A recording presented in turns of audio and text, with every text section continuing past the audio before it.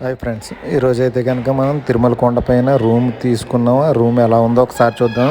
ఇదైతే కనుక 100 rupees room. ఇది మనము ఇక్కడ వెంగమాంబ రెస్టారెంట్ అదే అన్న సంతర్పణ పక్క నుంచి అయితే కనుక స్ట్రైట్ చూస్తే ఇక్కడ బ్యాక్ సైడ్ నుంచి నందకం నుంచి కొంచెం ఫ్రంట్కి వస్తున్నట్లయితే కనుక వరాహస్వామి టెంపుల్కి పక్కన వరాహస్వామి విశ్రాంతి భవనం ఉంటుంది. వరాహస్వామి విశ్రాంతి భవనంలో రెండువి మనకైతే రెండో భవనంలో వచ్చింది.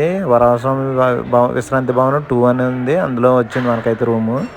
ఇక్కడ నుంచి అయితే కనుక వచ్చిన తర్వాత ఇది ఇలాగ లోపలికి వెళ్ళేటప్పుడు అయితే కనుక ఇక్కడ ఎంట్రన్స్లో చెకింగ్ పాయింట్ ఉంటుంది.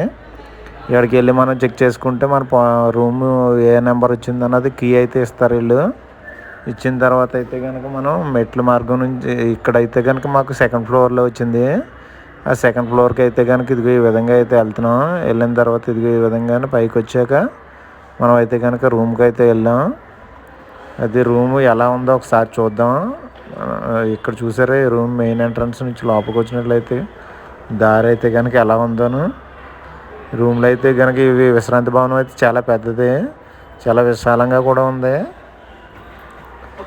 చూసావా, ఇదిగో మనం లోపలికి వెళ్దాం ఒకసారి. ఇదిగోను ఓపెన్ చేస్తున్నాకి లోపల రూమ్ ఇంటర్ఫేస్ ఎలా ఉందో చూద్దాం. లోపల ముందు మెయిన్ పవర్ ఆన్ చేసుకోవాలి. ఇక్కడైతే కనుక బయట ఇస్తారు పవర్ కంట్రోల్ వచ్చేసి.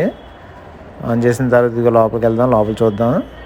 మెయిన్ ఎంట్రన్స్ అయితే రూమ్ ఇంటర్ఫేస్ ఈ విధంగా ఉంది. 2 బెడ్లు ఇచ్చాడు. అలమారా అయితే ఈ విధంగా ఉంది. ఒక 3 చైర్స్ అయితే ఇచ్చాడు కూర్చోవడానికి. ఇక్కడ నుంచి వాష్రూమ్కి వచ్చినట్లయితే కనుక ఇక్కడ లోపల స్నానం చేయడానికి అయితే సెపరేట్గా ఇచ్చాడు. దీనికి మన హీటర్ ఒకటి ఇచ్చాడు హీట్ పాయింట్కి.